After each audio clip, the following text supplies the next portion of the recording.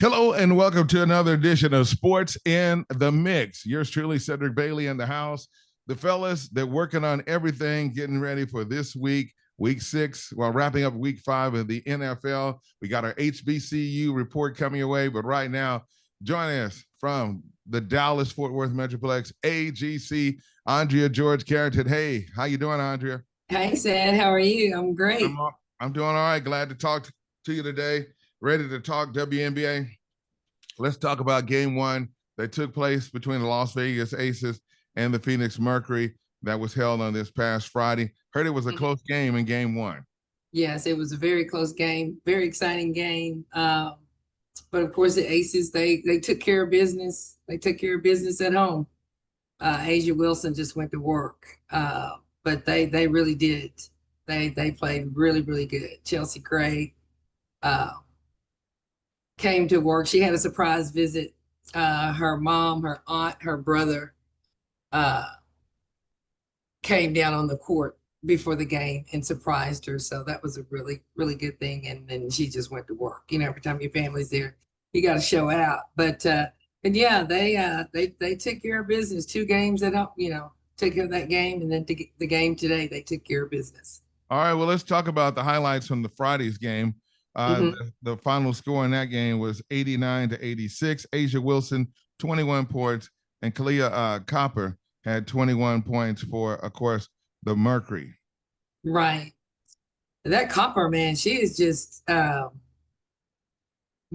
wasn't too familiar with her game before, this season of WNBA, but man, that girl is incredible. She's a great 3-point shooter and very aggressive on defense. So she is one of those that's just really making herself a name. Yeah, Kalia Copper is her name, but she's outstanding. She's an outstanding. Played at Rutgers, Yeah. but yeah, she's doing very good for Phoenix. Very good, very good. Well, that's great. Yeah, she's got a 9-year veteran on the team, and I was just going to tell you, when you look at the Mercury, I mean, they are phenomenal. They got a real good team, and their coach, and we've been able to watch everything on this play on the players, see how they're Mm-hmm. able to do in that. So I just think it's going to be a different series. As you mentioned on Sunday, they did win, and the final score in that game was the Aces 91. And then, of course, Phoenix Mercury ended up putting up about 78 points. And, Yeah. they led throughout the entire time period. In the first period, okay, Phoenix was up 27-24, but they got cold in the second period. And that's when the Aces stepped it up and scored 22 points. I tell you, and then in the third period, the Aces had scored 30 points. And so basically the game was over when it came to the fourth quarter. But one thing I did see, I seen Satu Sabli, who she kind of came down and almost tweaked her ankle. Did you notice what she had on and what she was wearing as far as braces for support? Did you see that? Braces for support Yes, on her ankles. on Yeah. her ankles. Yes. I didn't see the braces on her ankle, but I did see Asia Wilson step on her ankle Yeah. at the end of the game. They thought it was going to be a closeout, but it wasn't a closeout. She just stepped on her ankle afterwards, after the play was over. But yeah, she I did not see that, but I guess they're putting on all types of protection right here at the end of the season And because and let me tell you the reason why I'm asking this question to you is because when we played, what kind of shoes did we wear? Chuck Taylor's Or Converse? her Converse. Yeah. Wasn't no such thing as no ankle support. No, I wore Chuck Taylor's, and I remember I sprained my ankle in high school. Our last we were in the playoffs. That was our first season that we had gotten girls basketball. But I remember I sprained my ankle. We just my grandmother put horse liniment on it, which is the liniment that they use on horses, and wrapped that up. And I went on back out there, and I never missed a beat, never missed a beat. Now, and just kept hold on it, hold it, playing. hold it, hold it, hold it. If your mother's name was Betty, what was your grandmother's name? Miss Ford, What was her Miss first? What was her first name? Miss Ford. Oh my gosh, I can't even. We call her Miss Ford. 'Cause I can't even remember her real name. Frankie, Uh, Susie, Sally, Jesse. oh my gosh, don't. Ooh, my family gonna kill me because I cannot remember my grandmother. But we called her Miss Ford, and her Uh, last name wasn't even Ford. why'd y'all call her that? That was just a name that the grandkids that we all Came came up up with with. her. Okay. Uh, Now let's back up another step. She put horse what? horse liniment. You can't even find that in the store. You can't even get it nowhere. It's not legal. It's not legal now, but that was in Weatherford, horses and but yeah, everything we did was natural healing. And I was one of those that could, jump off the house and roll and keep on going. So yeah, she said, go get me some of that horse liniment. I was No, right there on the court. so here's what we do now. So we did they did what they call bomb. That, Yeah, that mom. yeah, put Mm-hmm. that bomb and rub your Mm-hmm. hands together and grease you on down. You be running Right, on the court. They say, who's that with them shiny legs out there? right, That's not no right. lotion. That's some bomb, grease bomb they That's putting on you. Because that's it. it was working with your muscles. You know what I mean? That's right, because that's the horse liniment. That's what they put on the horse's ankles Yeah. uh, when they were injured, when they become injured. And I was always out on the farm, so I was familiar with that. And I was like, well, if it work on the horse, it should work on me. So Yeah. we put that on there and wrapped it up. And sure enough, I never had surgery. As a matter of fact, my sister Lulu's wedding was the very next day. I was in the wedding on crutches. And then we went on to the playoffs, but I played on that ankle. Wow. So I just saying this because they say, well, how do we get to this subject?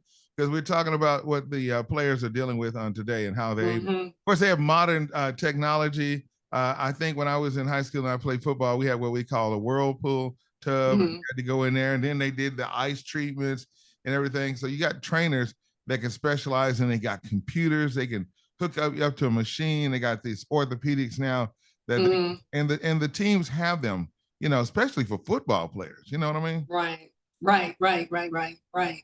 It's there's a lot of remedies that we used back in the day that are banned, illegal. But why I have this on my mind before I get my grandmother's name was Emma Gratz. Emma, okay.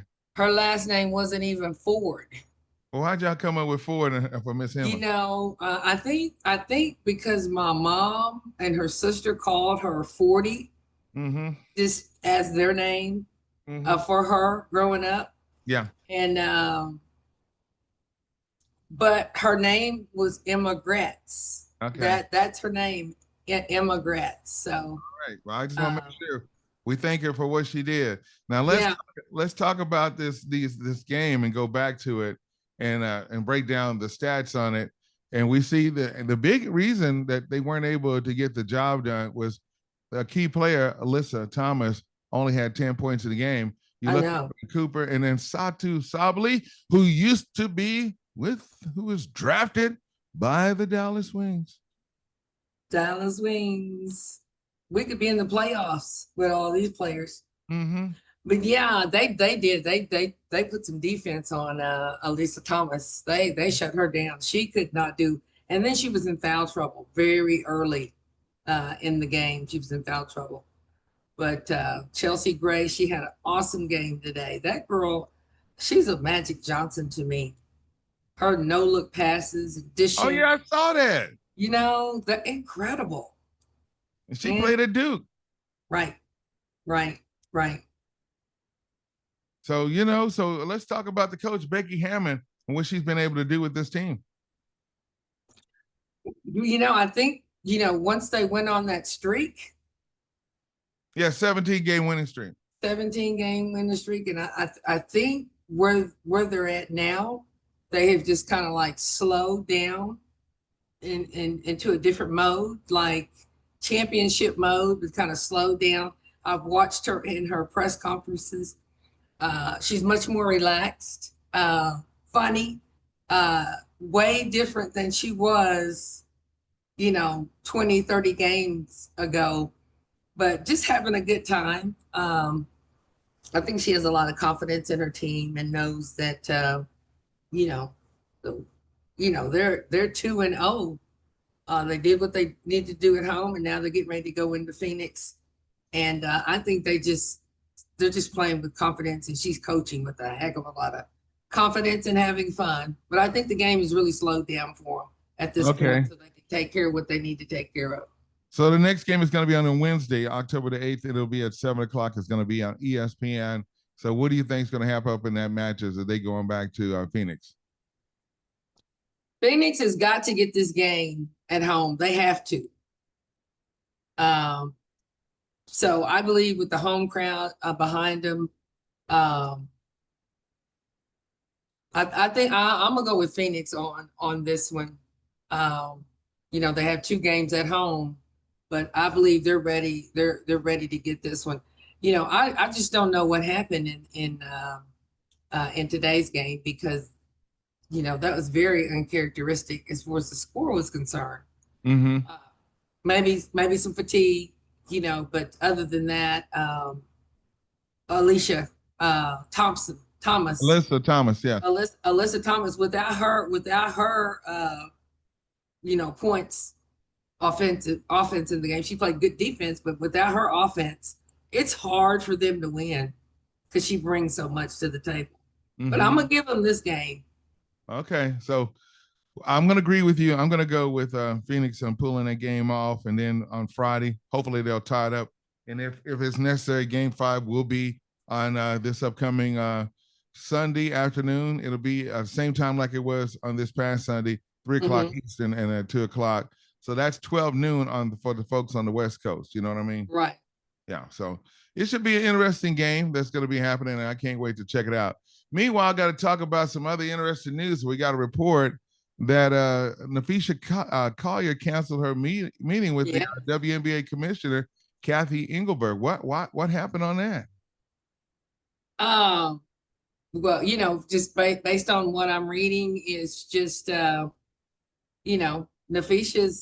is all about the business, and she just doesn't like that two-faced approach that she's taking, that deny, for the public, and trying to play off of the fact that, she has kids and she's trying to get sympathy from the public. And Nafisha just said, no, I'm canceling. I'm not going to play this game. It is what it is. You said what you said, and you feel like you feel. But yeah, she canceled. No, we're not going to meet.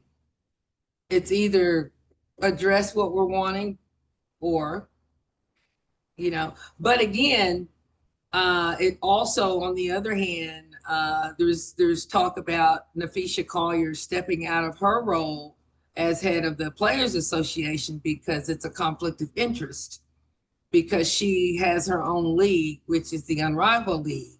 So to be the head of the Players Association in the WNBA, and then be the owner of a league that could easily be a competitor as far as drawing girls to their league, and you don't really know what their intention or the direction that they're going. So they both, in my opinion, it would be a good opportunity for both of them to separate their positions, let somebody else take. After after they negotiate, let somebody else take the role of Nafisha Collier, where she can just concentrate on playing the game and running her league. And then, but I personally feel like the commissioner has to be replaced. It's just too much damage. And now, just the he say, she say, as a commissioner, you really wouldn't want to put yourself in that position to get on national TV and call that out and deny. There's a way that you could say that without trying to feed off of trying to receive sympathy, from the public. Address the issues of the girls, of the players. Mm-hmm. All right. Well, listen, it's going to be interesting. And by the way, did you know that the WNBA has issued what they call when teams exit now, they got some guides for every team that they are laying out on them. And then they also gone in here to look and see what's going to be happening with the teams and the future. Any word on the coaching status for the Dallas Wings? Sandy Brondello, she's still in the mix? I haven't had any updates on that. I would think that they would be. Well, I don't know. They've got 8 months off, but I would think that you would be making a decision pretty quick, because you don't wait till 8 months to bring in a new coach. There's a process, I would believe, that's got to be happening now, where you're looking at players, looking at the draft, looking at a lot of things, running it like a company. Yeah. Well, I'm going to share this with you very quick before we hit this final part of the break. And we do have this information. I'm going to share my screen with you so that you can see what the status is for the Dallas Wings. And then you can share your comments. As far as the Wings, when it comes to the draft, they will have the 1st and the 3rd pick. They traded the 2nd round pick to Seattle. So they're looking pretty good. Yes, they're in a really good position when it comes around the draft, and then bringing in a new coach. The excitement level should be very, very, very, very high. We already have Paige, and she's just really just on a whirlwind. Girls on every commercial, every TV show. I mean, just everywhere. So we just add to that. Well, we got to have that same kind of coach with that same type of energy. Yeah. Well, if I were the Wings, I would sit still. And when they hire their coach, then they can go from there. But right now, according to our reports, they definitely going to keep Isaiah James and JJ Quinterly. The team really good. Maddie Segrist, I would try to keep her too. And Diamond Miller was a pretty good player too as well. She's 4th year.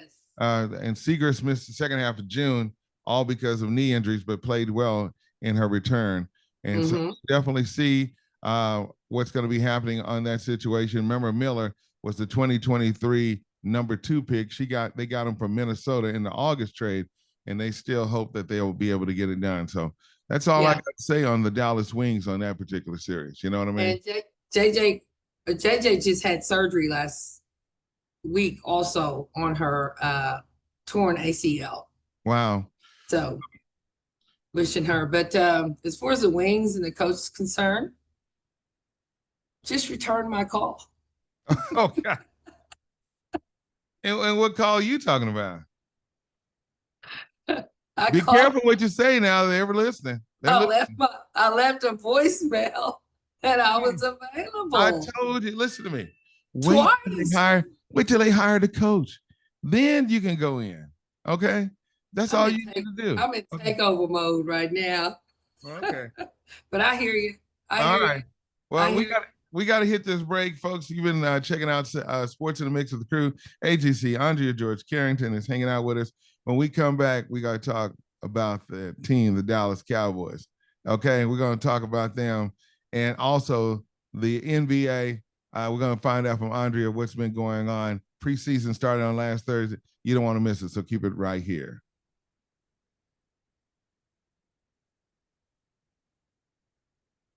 I'm going to grab some